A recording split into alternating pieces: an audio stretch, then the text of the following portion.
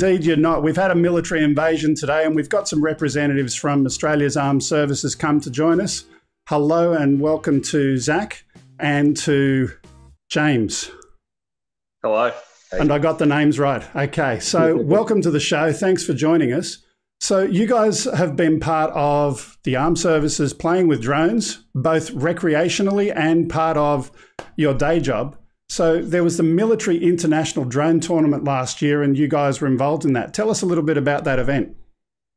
Yeah, so the first ever Military International Drone Racing Tournament was held in Sydney in October last year, in 2018. And that involved a team from the Australian Army, the Australian Air Force, the New Zealand Defence Force, and the other big team was the UK team, as well as a few other countries that sent over observers and individual competitors. And yeah, it was a great 3-day event in Sydney where everyone got together, and obviously the Australian Army took out the win. And whose idea was it? I mean, is it something that came out of Australia, or was it something that was a think tank of different militaries around the world? Yeah, so it was an idea that came out from our boss, Lieutenant Colonel Kieran Joyce, who's the head of Army UAV in the Army. And basically he put out the feelers to the UK team because we saw they were active on Facebook and said, would you guys be interested in hosting or coming and joining us in a military international competition? And they said, yes, that would be awesome. And the ball, eventually we knew this was going to be a thing all put together and quite good. Okay, and the event itself was held at Victoria Barracks. That would have required a little bit of planning and preparation to get all of your flight permissions, or was that pretty easy? Does the military... Are you allowed to do that stuff without going through CASA to fly in that particular restricted area? No, so we essentially still had to work with CASA, just like any other organisation for drone racing. So we worked in association with CASA through our team, got the required approval and permits, and demonstrated that we could hold a safe event in a city, in a CBD. Okay, lots of fun. So before we move on, I've just got a late news story. I've got something on my screen here. Just let me bring that up. So it looks like we got someone gone a little bit AWOL from part of your team there. What are we watching here? Yeah, so as you can see, one of our teammates decided to take a flight around an armed reconnaissance helicopter down in Canberra. So a lot of skill involved in flying around a multi-million-dollar piece of machinery like that. Yeah, nice orbiting skills there at speed. So very, very nice flying. What's he flying there? So he's flying a standard racing drone, as you can see here, like this one here. So it spins about a 5-inch prop, and they can get up to about 160 kilometers per hour. So quite a potent bit of kit when you look at it like that. Okay, and just moving on from that, so your day jobs, you don't get to fly drones all day, I assume? No, definitely not. I wish. So tell me about what you do in the day job. So myself, I'm posted to the 3rd Common Engineer Regiment. So what that is, it's an engineering regiment. We conduct explosives, we build bridges, water purification, high-risk search, so searching for improvised explosive devices, tree felling, pretty much name anything, engineers can do it. So we basically do that, but that's also enabled us. We received drones in June last year, such as the Black Hornet and the DJI Phantom 4, which is the civilian drone. The Black Hornet, we've started utilising that in such features in our job, such as high-risk search. So no longer sending like a person downrange to look or to recon. We can now send this little drone, which weighs it's about this big. It weighs 32 grams. It's an amazing bit of kit. Okay, and yourself, James, what's your role in your traditional day job? So I'm a communications officer in the Army. So my job basically involves providing communications and information systems and networks to one of the infantry battalions up here in Townsville. So I don't actually utilise drones as part of my day job. It's just a hobby on the side that I love doing. Okay. So has there been any crossover with the comms and certainly the aircraft? There's actually a lot more crossover than a lot of people might see initially, mainly to do with the especially with first-person view, where you've not only got the control link to actually control the aircraft, but also the video downlink to your goggles. So having a bit of communications knowledge helps me, and the way I position my antennas, and knowing about like obstacles and object penetration, stuff like that for your signals. So it's yeah, there is a bit of crossover, which is probably why I'm so drawn to FPV as a hobby. Yeah. Okay. Look, before we do anything else, I'm just going to put on some video in the background of the recent drone tournament, and we'll just have some of that play out. Just one moment.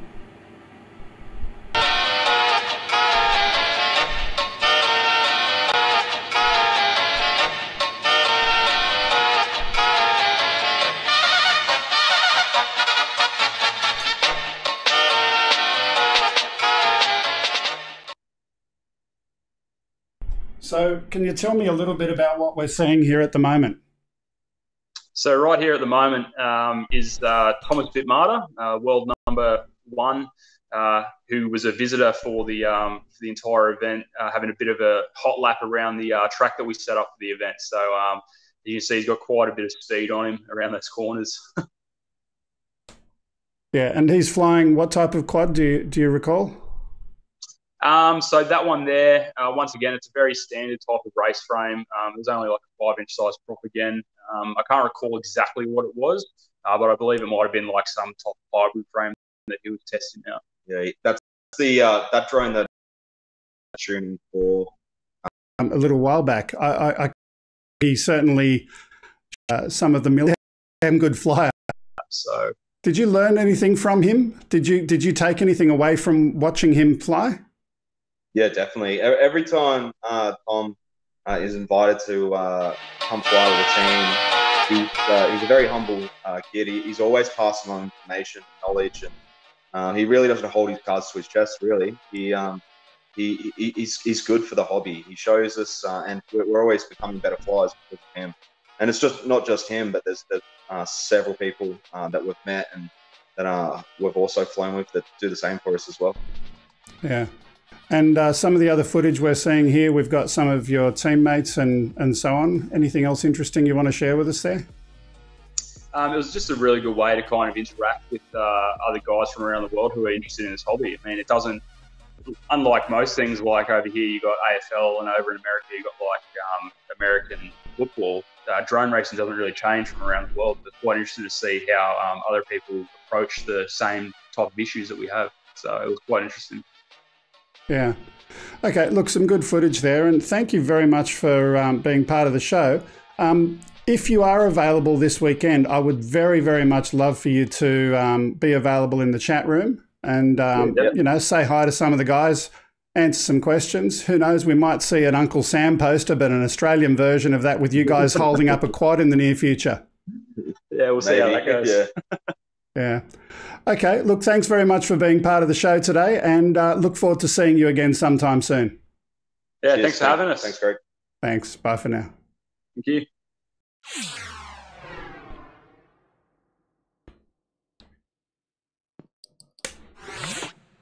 So there we have it. We've recorded that interview earlier on in the week. Unfortunately, the guys had some other plans, and even those plans were changed.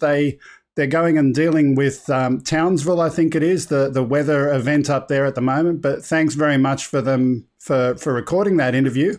I haven't been looking at the chat, but if the guys are in there, please make yourself known and ask some questions if you like to the other viewers today.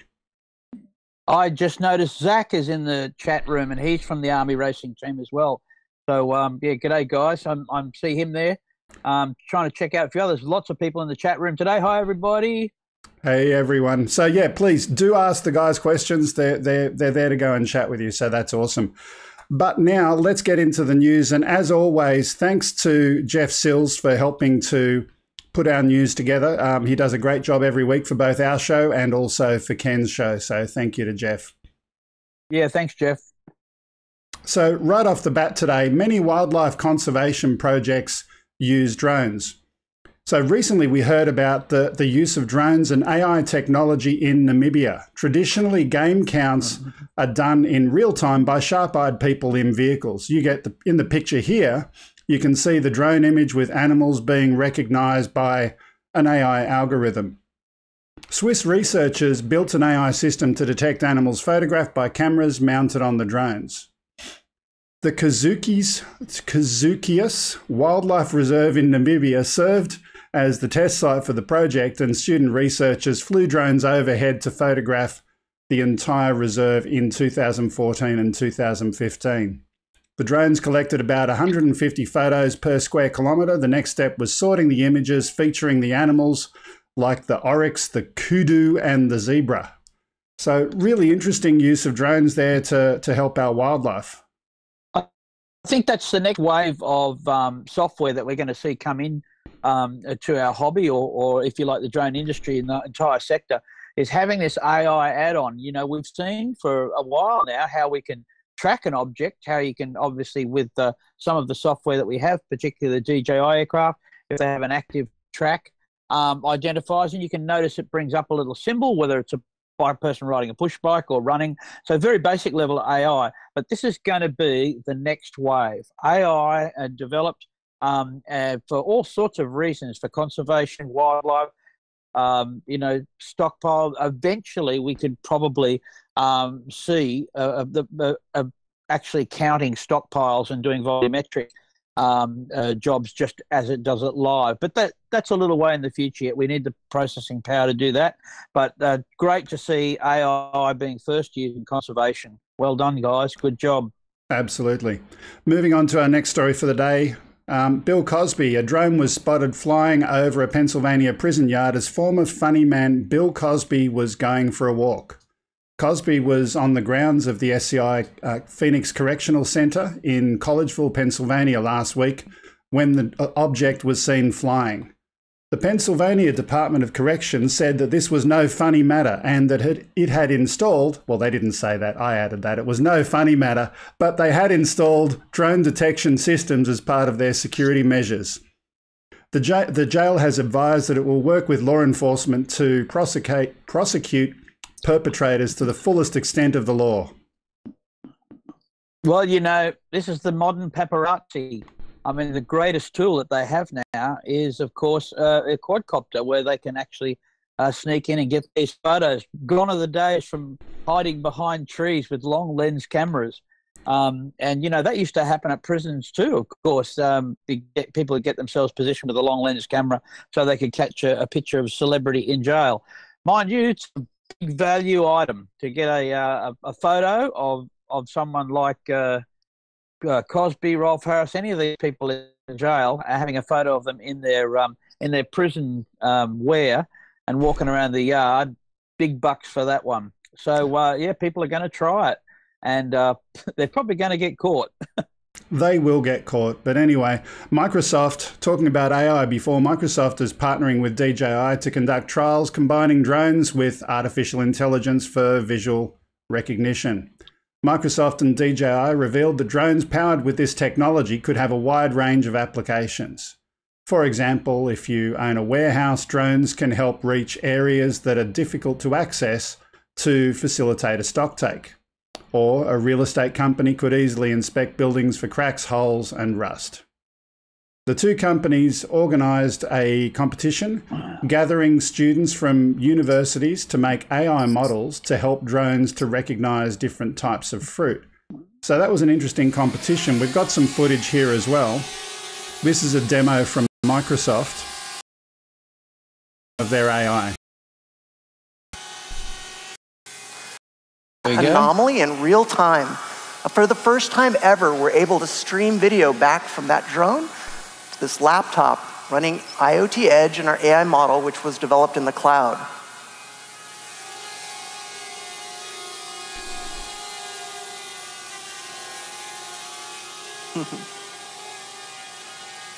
And as I mentioned, the M200 will be running that right on board.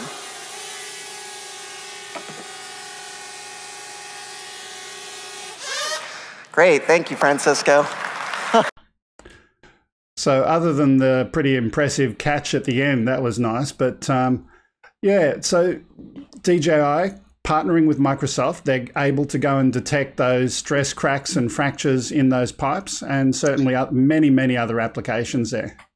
As I said, more and more of this AI stuff coming. But Greg, You're pretty all over the computer industry. Are we seeing a softening here between the relationship between DJI and Apple, perhaps? I can't imagine that DJI are going to be happy in bed having Microsoft on one side and Apple on the other. You know, Yeah. that's not a threesome that's going to go well, is it?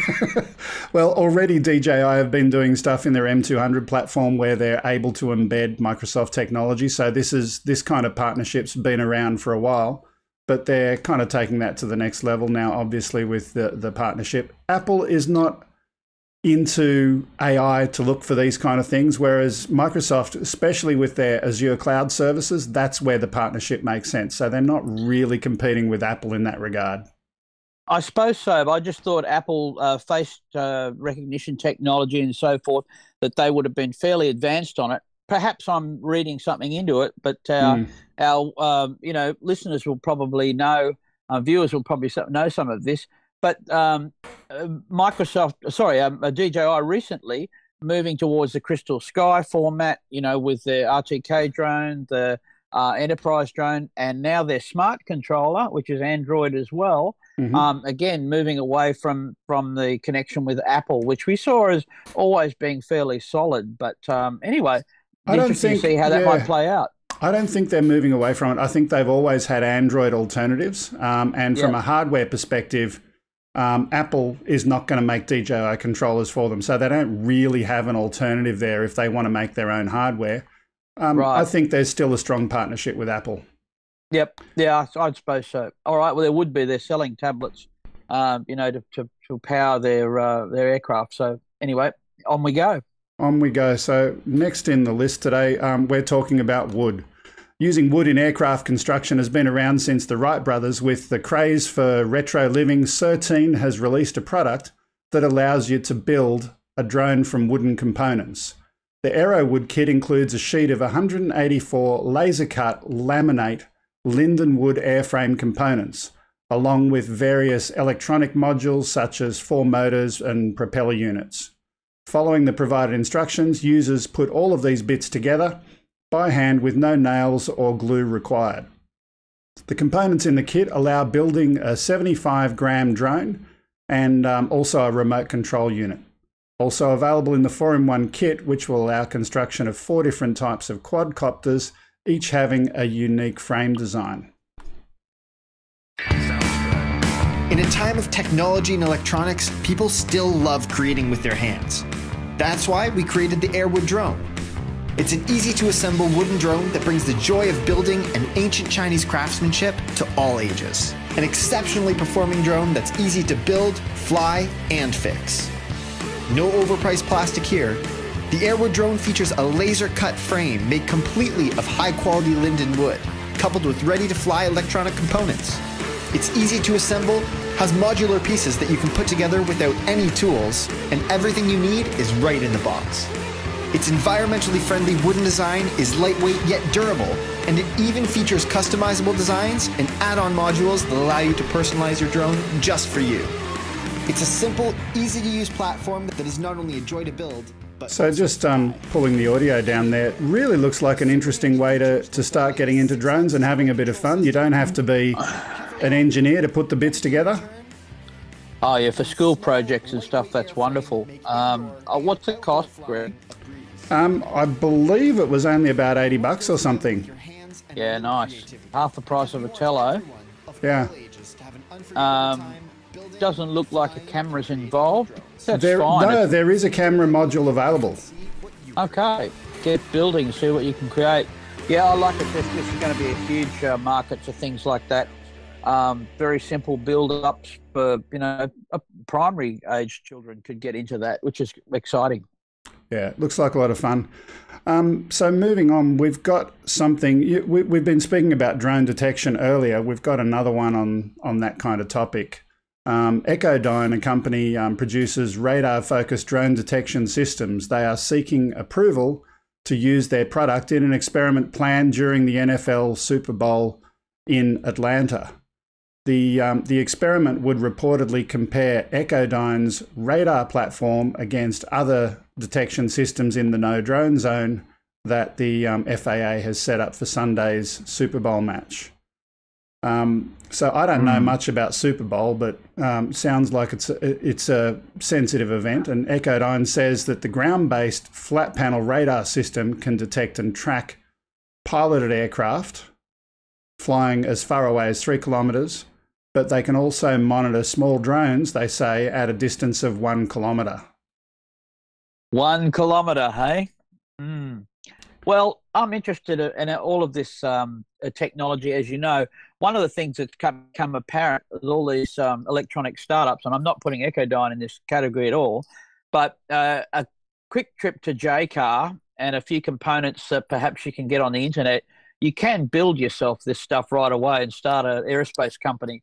There are some ones that have been in the game for a long while. Of course, DJI have had Aeroscope going for a while. Department 13 have had some fantastic equipment as well. There's a company in Israel that have obviously put millions of dollars into it. But and their marketing as well. They're definitely very good in Israel on that. Marketing, absolutely. Breaking down the technology and having a look at it, in terms of its hardware and software components, I just wonder how many other startups we're going to see over the next couple of years when people realise that an ADS-B receiver is about $100. You can plug it in your laptop. There's software available. It can be modified. You can track Wi-Fi signals. And obviously, as we know very well, the telemetry is easily read and spoofed. So this technology, is going to be sold and through all of the hype over the next few years. But I'd love to see someone do a YouTube clip of building a backyard drone detector. I'm sure that would be an interesting one to enlighten everybody. So, rather than spending what will probably be hundreds of thousands of dollars, I think it's been done. I'm pretty sure Kevin, our special friend, has already built one of those YouTube clips. But anyway, I'm sure he has. If Kevin would have done it, well, it'd be interesting to check it out. But watching that market and who's going to be the player, as we know, CASA. We're doing a 6-month trial in Australia here. They've installed, we believe, Aeroscope units at all the major capital city airports, and they're also monitoring the harbour. That's a warning to everybody that's out flying, particularly DJI aircraft, anywhere near the airports in Australia at the moment. You will be tracked. They're doing a trial. We don't know whether they can actually prosecute from it, but anyway, there is monitoring in place at the moment, and CASA are very active with it. Yeah. Okay, our next story today, we're having a look at a US television station. This particular station has announced the first television news drone in central New York. As you can see, absolutely, the first one. The first drone. As you can see from the footage that we're about to have a look at, we're talking about an off-the-shelf DJI Inspire series drone, but certainly CNY Central claims that the use of a drone will revolutionize what you see on TV. Now, I've edited this clip a little bit. I want you to enjoy this. Let's watch.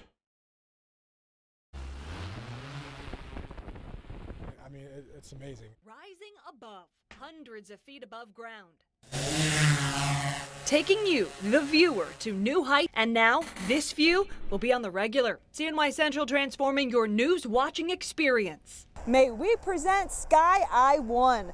This is our brand new drone equipped with a high-definition camera exclusive to... We hosted community members in our studio to make sure they were familiar and felt comfortable with our new drone program. This is not a backyard venture with a purchase from the local retail store or Amazon. This is a big-time investment, and public safety has to be number one. This new tool will give us the chance to give you a fresh perspective.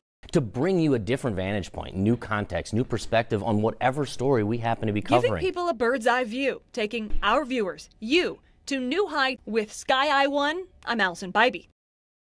So I edited out a lot of the clip, but just left the marketing words in there, and just hearing them all one after the other, I just cacked myself laughing. But I particularly like, this is not a backyard venture of buying a drone from Amazon.com or something like that. Can someone in the chat room Google, can you buy an Inspire from Amazon? I'd love to know. Absolutely. You can buy anything there, I think. Look, that's a great little news story for them, for people that are locked into that channel. I mean, it's a good choice of airplane for that job. There's no doubt about that. It'll do the job very, very nicely. It was a slow news day. Welcome to 2019, Yeah, my next door neighbour's 15. He's got one. He can fly rings around a flagpole. So I tell you what, though, I wonder if that particular crew, they're getting used to flying their drone. I wonder if those were the people flying over the prison to get pictures of Bill Cosby with the new drone. Well, you never know. I mean, as I say, TV crews. We were doing a search the other day for a missing person, and juggling between flying with Polair, and Channel 9 turned up, and they had their Phantom, and just said quickly, we're going to go up and grab some shots. But the cameraman just had one sitting there in a backpack. He had his big camera out. He was doing interviews. He interviewed us. He took some photos of us, and then bang! I said, would you like some of our aerial footage? He said, oh no, I'm just going to pop up and get my own. Bang, off he went. Threw the thing up in the air. Was up in the air for about 3 minutes. Grabbed 2 aerial shots of the search area. And then moved on his way. They went off for another story. So, this is a very commonplace thing. Yeah. But first for New York. Anyway, it's all good. As we go from there, we've got a quick story about a farmer's best friend, maybe a trusty sheepdog in the past, but in the fight against rural crime, some are turning to a new companion, being a drone. East Lothian Council in the UK is investing about £200 in a drone after a series of incidents that left farmers looking over their shoulder and feeling a little bit anxious. The incidents include a hay bale fire, which cost £30,000, and also plant thefts amounting to £200,000. Other reports include livestock theft, dumping of waste on farmland, and also hunting activity on private property without permission from the landowners. All good stuff, and very easy to see how they can be used. The only experience I've had with sheepdogs, of course, is if you launch a drone anywhere near them, they'll chase that. Absolutely. The dog's lost its job. I mean, think about that for a minute. The poor dog. I mean, here we have another case of someone being replaced by technology, losing their employment. Maybe, his conditions will change. He'll be retired, but, if he's happy chasing the drone, I mean, there's still going to be things a dog can do that a drone won't do, and I mean, just bringing in the paper is the first one. I know we can do it one day, but the dog's real good at that right away. And, I just don't feel like I want to sit there and pat the drone, the dog just seems much more fun. Anyway, I'll leave that with you. It's a great story, and very much, in line with how we believe. It's certainly agriculture is going to adopt this. It's the farmer's best friend. We've got the dog there now. There's the dog. The dog's on the chat room. Okay. Sorry for that rough interruption. Oh, that was bad. Sorry. My bark's worse than my bite, Yeah. Okay, we've got one more quick story today. Let me go and press the magic button. There we go. So Assistant Professor Jamie Poulter is set to launch a wind and solar-powered unmanned surface vehicle called Sail Drone from the Newport shipyard. It's being sent out to sea to help researchers study the ocean and the atmosphere. There's already 20 sail drones in use globally. They use wind for propulsion and solar energy for instruments. The new particular vessel is being deployed in the Gulf Stream to obviously have a look at the weather patterns in that area, which normally it is very difficult to measure in that location. Nice new little piece of technology there. Yeah, it's a nice bit of gear, isn't it? I wonder how it's going to go in rough weather. I suppose they've done that before. Are you doing dog jokes again? No, I'm not. I'm off the dog now. I'm into rough weather. Yeah, okay. The boat, yes. Boom, boom. Look, it's a great idea. I mean, we're seeing more and more submersible robotic vehicles as well. They've been around for quite a while. But, this thing probably sending messages through satellite, and for very remote areas of the ocean, it provides remarkable tech. Yeah. If a ship would run over it and make a bit of a mess of it, but I imagine it can keep out of the way of a ship. Yeah, I would hope so. So that's all we've got in the news today. We're going to do another section which is kind of newsy related about regulation and registration in just a few moments, but just for a little bit of an interlude, we're going to have our FPV Corner segment, and let's play that video.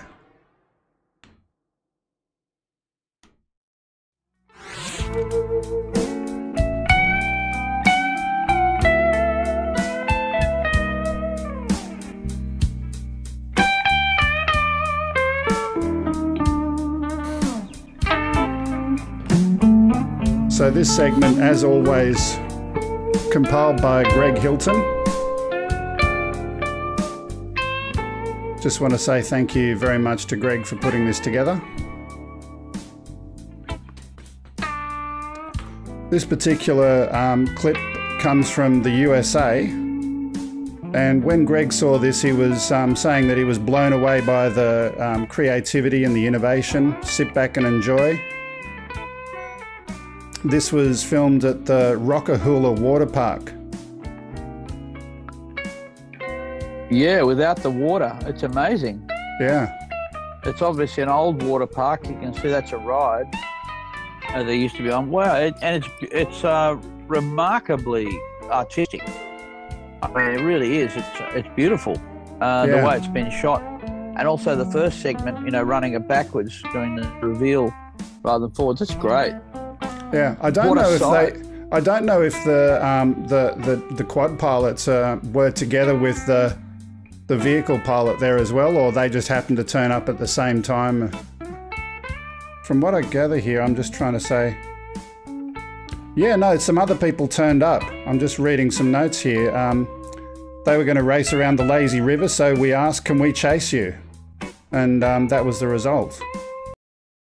Hilton putting all of this together, he describes this as some components. It is really, isn't it? So, how this could be speed and agility, you could be virtually. I mean, for example, that famous movie, one of skill element. You can't buy that in Kmart. I'm going to say that. Oh, absolutely, boom-tish. You know, there it is. It really is that. That's the element that put, and you know, I suppose in all sorts of filmmaking. You know, the camera's just a tool. It's a skill of what's being done. But and speaking of skills, sending the shot live is one of the skills that we need to remember. Anyway, it's all good. Yes, that's right. Good. Quick little dig. Anyway, moving on. So we spoke a few moments ago that we were going to talk about regulation and registration. So there's a lot happening. I don't know that we got time to cover all of it, but we've got a few quick ones here. So starting with something that people are perhaps a little bit more familiar with. On the road, many large vehicles have a sticker on the back that reads, "How's my driving?" Someone can make a call and quote the unique ID number on the label and allow the trucking operator to know which truck is the subject of that particular phone call. Pretty soon, we're thinking drones are going to have something similar because there's a collaboration happening right now between some aerospace companies, AirMap, Google Wing, and kittyhawk.io. And they're demonstrating a remote ID application for commercial drones that could also be available to civilians via an augmented reality app. Just imagine looking up into the sky and pointing your phone at the drone, and it's got the phone number of the operator there. Don't know that necessarily the phone number is what's going to be available, but some unique identifier. Yep. Well, there is a great app at the moment for identifying aircraft this way, of course. Those that you're familiar with it, and it's one of those apps where, unlike Flight Aware, where you're just looking at a ground-based map of aircraft tracking, in this one, you hold your phone up, of course, and then as you rotate it around like Skywatch or one of those planetarium-type shows, when it picks up an aircraft, it shows the ID of the aircraft and everything. So it's quite easy in terms of an application to do it. You need to transmit, of course, the information has got to be transmitted via the web so that the device can look at it. But I think we can see this kind of technology coming up. And look, one of the things that's great about that is in terms of identifying it, if you were doing a police or so forth, doing a work, looking for surveillance of some kind, and you saw a drone flying around your house or in your neighborhood, then of course you could just hold the phone up, turn the app on, and it would say police aircraft, such and such. And you just know straight away. It's just great to have that knowledge. Very rarely do you see or find the operator. We've found that when people do come up to us and they say we're holding the transmitter, that's a dead giveaway. Holding some kind of controller, but if you've got some information and your license with you, that's okay. It's a bit easier. They're going to usually sometimes ask questions about it, but of course the drone in the air, being seen in the air without knowing where the operator is is the one that concerns most people. I think it'd be a great step forward. I think it would, I think just to have, and it doesn't need to say any other details than a registered aircraft. If it's a registered aircraft, then and that person would indicate they've had the training and they're obviously not doing anything that they shouldn't be doing, and their registration number. That way you could report them if they were flying low over your house or flying low over, kids playing, whatever. Here's my opinion on that one. I think one smart way of doing that would be, instead of displaying a registration number of the aircraft or of the pilot, of displaying what I might call a session ID, or something that says this particular flight's got a unique ID, and if required, the authorities can take that to go and find out who it was, but not necessarily sharing the registration details with the end user. I think that might be a smarter middle ground that's going to respect people's privacy a little bit more. Well, you could certainly have basic details in terms of that the aircraft is registered. Correct. And it doesn't. You can have the regulatory authority between the person reporting what they're looking at and the end user. Remember, the other thing that's at play here is the development of a UTM, a Universal Traffic Management System. So it would be foolish to develop, a registration system and electronic tracking and all that sort of thing without considering the greater use of the airspace and how air traffic management for manned aircraft is going to fit and use this as well. Obviously, you don't want to have two systems here. You only want to have one system. If we are going to be able to monitor and track the aircraft, and it's going to allow more access for drones into the skies and the airspace, that will be the trade-off for us in terms of having more access. Yeah, I think this is all good stuff. There's so many different ways to look at it, and I just think we need to limit what we share broadcast publicly, as opposed to, yes, I'm registered, here's a session ID, and then the authorities, they can look at the data if they need to do that for a legitimate purpose. But I think so. I think that'd be a good compromise. But moving on from that, so something that's probably topical in the US, the FAA have said that they're going to establish temporary flight restrictions on game day to prohibit drones from flying close to Super Bowl finals. We spoke a little while ago about a particular vendor that wants to test there. The FAA has published this video to inform drone owners. Bring your lucky jersey. Bring your face paint. Bring your team spirit. But leave your drone at home and make the game safe for everyone. The big game is a no-drone zone.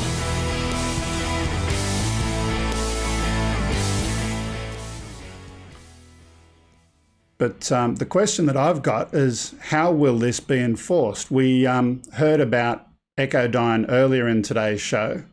Recently, we heard about a Queensland company that's installed a counter-drone system at a critical infrastructure site. And, this could be similar to installing it at the Super Bowl. This particular Australian-based system uses the US-developed Mesmer system that we spoke about earlier. The client installed this system in the first half of 2018. Bring your lucky jersey. Oops, sorry about that. They installed this system in the first half of 2018 after the client reported numerous drone sightings overhead. The name of the client is not available. The Australian distributor for that particular system advised that our system has been in operation for just over 6 months now, and it has detected well over 400 drones within that time. It was a surprise to the client and to the vendor just how many drones there were, so the order of magnitude of the problem, they're saying, is quite significant. The Mesmer system... Well, that's what Kuhnert, Yeah, the Mesmer system in question is capable of countermeasures to land a drone or return it to the home point. However, laws in Australia currently only allow for the drones to be detected and identified but not interfered with without approval from government. Well, there's still a little bit of work to do on that too, although now CASA believe they have the mandate to track, and they are tracking drones. When they come to prosecute, the very first time that they drag someone into court, they're going to have problems with the telecommunications laws, because it's still illegal to track an object or a person without their consent. So yeah, we just need to play that. The Australian police are of the same thinking as CASA. Let's go to court. Let's get someone, and look, whoever that unlucky person is, they're going to be used as a test case. So that's basically it. They're going to have to. This is the way it's done. You go catch someone, go to court, say you were flying here, you shouldn't have been. The person says, well, hang on a second. How do you know it's illegal to track me? Where's the evidence? That they would have to present the evidence that we were tracking a person without their consent, and the judge would have to make a decision on that.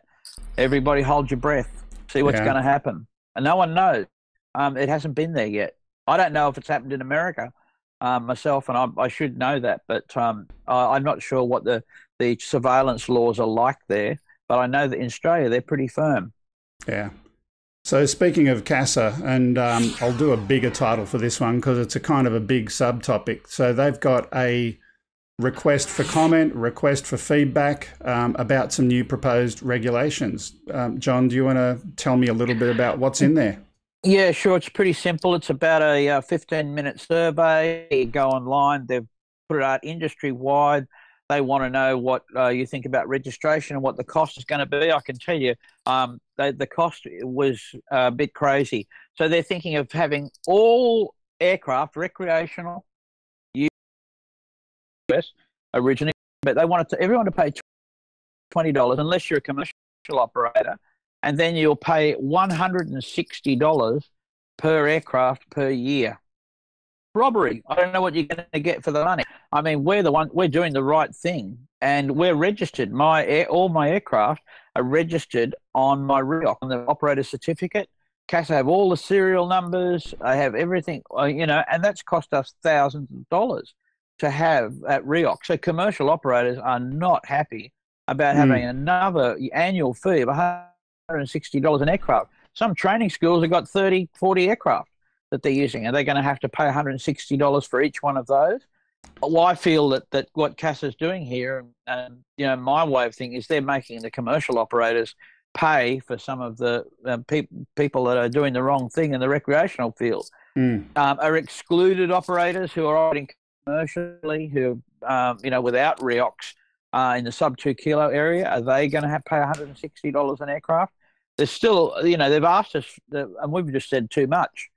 Too much money, and excluded operators are registered anyway. So just for our people outside of Australia that don't know, in Australia in 2016 they brought this thing that you could operate commercially without any kind of 107 waiver or any license at all, no pilot license, no pilot training, nothing. If you simply gave them your name and your address and you got an ARN, and you could operate a Phantom 4 commercially. It was hard to get insurance. So that ripped the guts out of a lot of commercial operators that had paid thousands for their waiver or their REOC license. And so for that to go the next step, that really, if as a REOC holder, those kind of people are going to be saying, well, hang on, I paid X amount of dollars for a product or service. Do I now get a refund for that? Well, yeah. That they're going to, as I said, we're at the industry consultation. They will get an overwhelming backlash at $160 from the commercial operators. $20, I don't know how they're going to really police this also. Why not do it for free and have everybody register? If they're going to spend millions of dollars trying to track down people who are operating illegally, then save yourself. The ones that people who are going to pay $20 are going to be out there doing whatever they like, knowing they're not registered, breaking the law. And look, the temptation is there. And because of the cost and because of the way they're presenting it, they're making it that an option for people to consider. And so I just think it should be, hey, look, everybody, all recreational users, like model aircraft owners, all we want to do here is to have you register the aircraft, perhaps I don't know, would it be like a point of sale registration or what it would be? Voluntary registration would work if it was free. I'm just reading one of the comments here, and I don't know if this was an Australian-based comment, Above and beyond is saying robbery, general aviation doesn't pay to use the airways, only airport fees. Is that true in Australia, John? In terms of VFR traffic, yeah. If you use the IFR system, of course, if you use radio nav aids and use air traffic following services, of course, you would pay it. You expect to pay it. That's okay. But no, you don't. The ultralights and sport aircraft and everything, we don't pay for airspace at all. You can register if you belong to an association. Model aircraft fees, you know, depending on the insurance, you know, $50 a year, you've got all the insurance you need, and some clubs are quite cheap. So they've been operating quite successfully and having registered users and insured people for much less money. So I just think it's a bit of a, you know, putting the hand out here, and I don't think that it's got the right message. That's just my opinion. Yeah. And look, they may, after the consultation, say, yep, that's what everyone says. So, you know, let's be realistic about it and do the right thing. So it may still happen. That's what can happen from consultation anyway. Yeah. Just to share my thoughts, and, you know, I know that a lot of people in different parts of the world will disagree with this. I don't personally have a problem with registration and drone ID. That's me personally. I don't have a problem with the concept. The fees and charges, that's something that is a prickly sticking point that needs to be sorted out. But what I do have a big problem with is the trustworthiness of the data that's being transmitted. Now, we've already seen how you can go and get a Raspberry Pi and load some software on it, and it's going to send out the same signals on the same frequencies as a DJI drone, and it's going to show up on someone's Aeroscope or other devices. So what is the point of registration and drone ID if you cannot trust the data that's being received at the other end? Well, I suppose you're talking about the spoofing thing there, which we have seen. Absolutely. And that's a non-registered person. That's a person with a Raspberry Pi and some software going to create some mischief, certainly around an airport. But if I'm registered, if I'm registered and there's some guy that doesn't like me, and he flies near me or he comes near me or whatever, and he gets my drone ID, he can then go and copy that number and go and fly it over Parliament House or over Donald Trump's lawn in the US or something like that. And I'm going to be the dumb bunny that's going to end up with the metal handcuffs. Yeah, that'll be interesting how, and look, a good point you make there, very much so. Your telemetry logs will show otherwise. And they may become an interesting thing to have on your controller or on your device. It'd be hard to. I mean, you can delete them, of course. You can absolutely go and do the flying. Absolutely. And say it. So you know, there really is a problem here. It's like trying to police the internet. You know, and I remember for years in Parliament laughing a politician saying, "Oh, we've got it." This is years ago. Oh, we've got to police the internet. We've got to lock down this and we've got to lock down that. Just they don't understand the technology. That's the problem. If you understood the technology, you realise that that's never going to happen. You know, from my perspective, I've said this before many times, right? So the whole concept of public key identification and cryptography, if we had the regulator issuing a certificate, so they're the certificate authority, then the drone has the ability to receive the certificate, to load it, and to broadcast using that certificate. That's something that's a lot more secure than this stuff of using a, someone's talking over here about a UUID built in by DJI. So what? It's a unique universal identifier. So what? As soon as someone else listens with their little radio, they can copy that number and they can rebroadcast with it. Yeah. That's true. They can rebroadcast it in a spoofing sense. They Correct. Probably can't use it on their aircraft. No, they absolutely can. All of these aircraft have been routed, and anyone can log into them now and do what they want to do. Okay, point taken. So you can make your aircraft look like someone else's just by absolutely, or make up a fake UID, of course. Absolutely. Look, there's depending on how much, I suppose, on how flagrant people are with these rules, depending on how tight it's going to be locked down. I mean, who knows? One day, would you take off your aircraft, face it towards you, facial recognition, log on, register the pilot. This is the pilot flying. I have no idea where it's going to go. I just know that it's a bit laughable in terms of trying to quell the people that are doing the wrong thing, because they're just going to keep doing the wrong thing. Yeah. I just don't, I don't see the sense in making the rest of us that do the right thing, have to cough out money, be restricted in terms of airspace usage and so forth, because and thinking that it's going to help things. It's not. Remember what I said a short while ago, John, about the idea of a session ID, right? If we've got a certificate on the drone logs into a UTM and says, I'm John Morrison. The UTM comes back and says, here's your unique session ID. You can broadcast that for the validity of this flight only. And the next time you go and fly, it can do something like that again. Sure, there are special requirements if you're not in a coverage area. But that kind of a system, it gives privacy and it gives the ability for non-repudiation of the actual information. So anyway. Absolutely. And look, in levels of encryption that can be used, I can see Zeb there's talking about ADS-B is required here in the USA by 2020. It's going to be mandated here as well. ADS-B is a failure. I mean, it works in manned aircraft, but there's no encryption on it at all.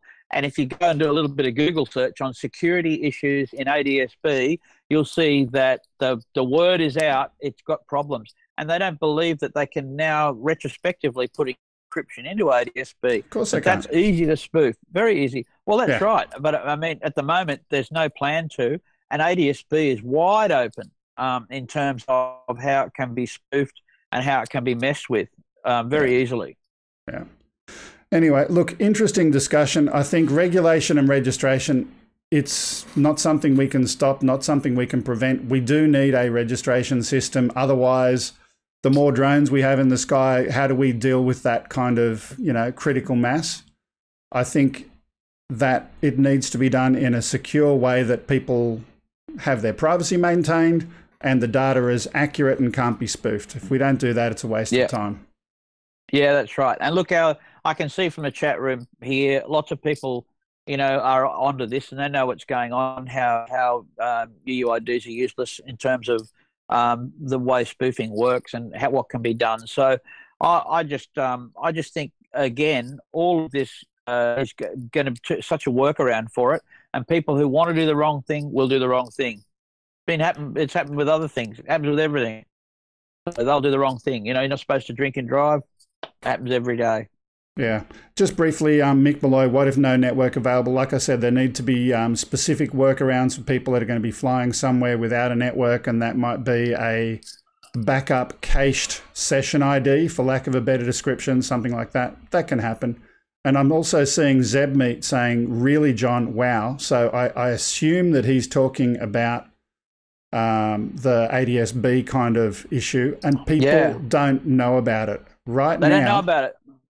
Yeah. Right now, someone with malicious intent, if they wanted to, and I'm not encouraging anyone, I want to be very clear, but someone with malicious intent who knew what they're doing can go get a box and set it up close to an airport, and they can have a ghost plane coming and landing on a runway that had set off so many alerts. Very easily. Yeah. Anyway. And you got also hacking, you can move an aircraft as well. In the sky, which is there. But go and Google that if you're interested in the security issues with ADS-B. And, we're probably going to tread over the same thing. We're going to have, we're going to bring in a new UTM, and we're going to have the same problems, and they are going to come unstuck, for sure. Yeah. Mick's got a great comment there. Why don't we register bicycles? And I love that, I mean...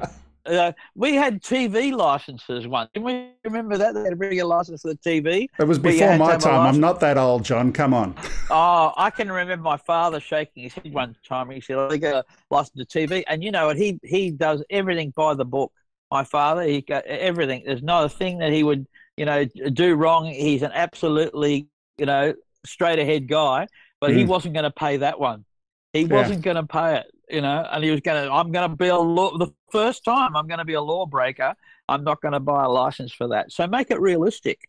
Why don't we register bicycles? There's probably some sense in that. But anyway, we don't have to. It's not necessary. Indeed. Okay. Look, let's leave the Rego discussion there. I'm going to leave some time at the end for questions, but before we do anything else, one of our favourite segments, as always, Explore Australia, the wizard from Oz, is coming to go and show you some absolute incredible footage. Let's watch the video. Yeah.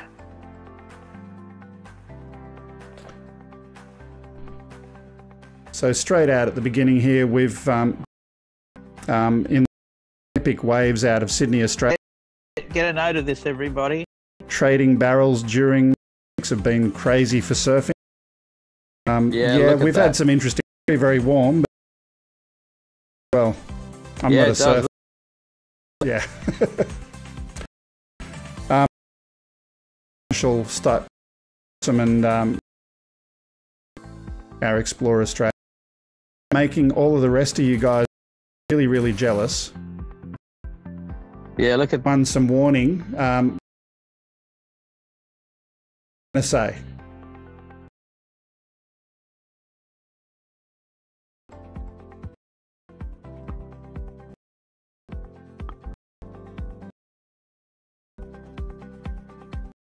For those in the US who might, here we go.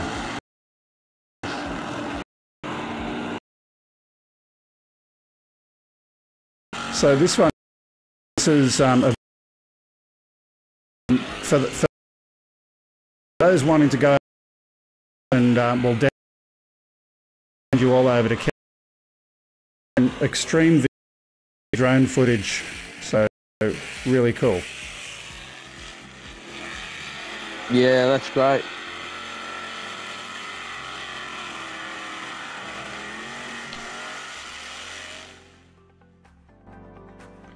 Okay, I'm back to the regular music now. Third one today, Ross Langdon, North Pine Dam, Brisbane. Quick flight over the North Pine Dam, Lake Samsonville, Brisbane, Australia on a hot December afternoon.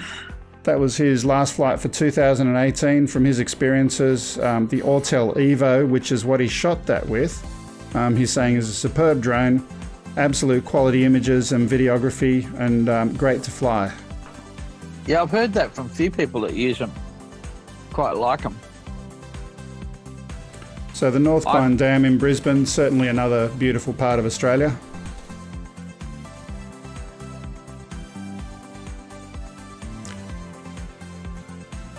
By the way, for those in the chat room, you're getting some messages from Nightbot every now and again. Please do check out the Army page if you're in the Army and you're interested in flying with them. There's some info over there. Also, love you to hit that thumbs up button on our show today. We've had, I think, a good episode today. Lots of good material.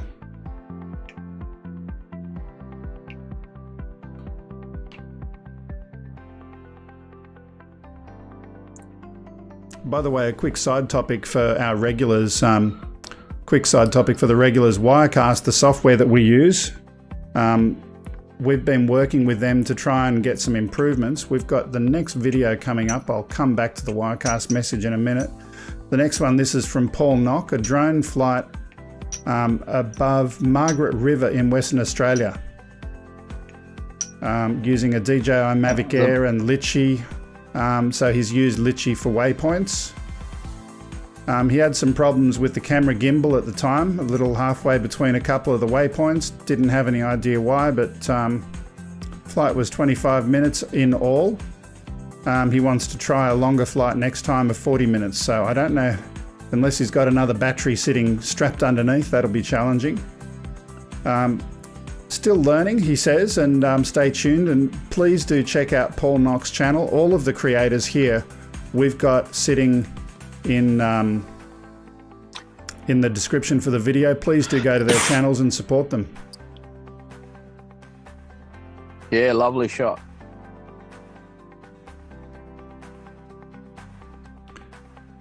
I was looking away and I think it's already transitioned to the next shot. Did we see another title come up? No, I think it was the same Still the one. same I didn't one? notice it. Okay. But back to what I was just mentioning before, for those who are regulars watching Ken's show and this show as well, Wirecast, the people at the Wirecast team have acknowledged a lot of our challenges and bugs, and they're reported to be fixed in the next version. Probably not everything, but hopefully we're going to get a little bit more stability going forward. If anyone wants to play with Wirecast, now's a good time to go and check out their website. They've got a sale on at the moment. No, this is not a paid promotion or anything. I do like the software despite those challenges. So moving on, we've now got Kim Hintz, the Kimberley area of Australia. No, we've done that. I reckon the Kimberley was the... Okay, that was the one. We missed it. Well, let me tell you what the Kimberley was. Let me tell you what it was that we did miss. This was some footage taken at El Questro in the Kimberley region of Australia, featuring El Questro Homestead and the Zebedee Springs, Emma Gorge and Amaru Gorge. I'm going to have a chat to Mr. Hilton. We didn't have that ding sound that helps me know when it changed. That's what was confusing me. Well, we're not in the Kimberleys now, that's for sure. Definitely not. So this one, let's talk about this one. This one is titled The Drone 2019. Best part of the country. This bloke, the Drone Way, he was on the show once before. Greg's comment is that, you know, that says something. He's only got 4 videos and we've got 2 out of the 4 that we've featured here on Ausby Drone. So really great content. And definitely totally Australian. Look at that there. Yeah, great. We've seen those silos before.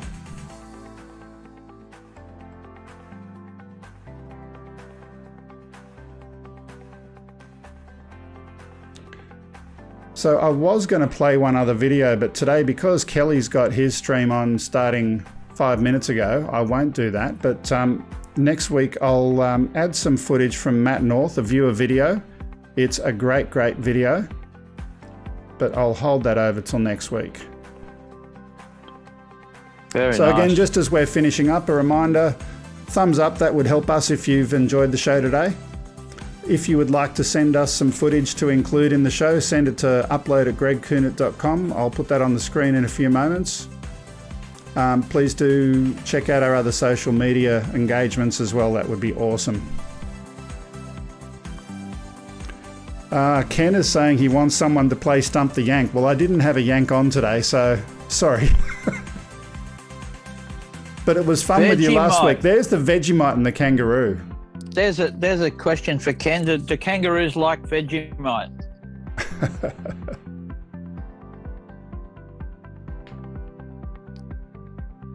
That's nice. That's obviously being held up from another drone doing a banner tow like that, which is pretty cool.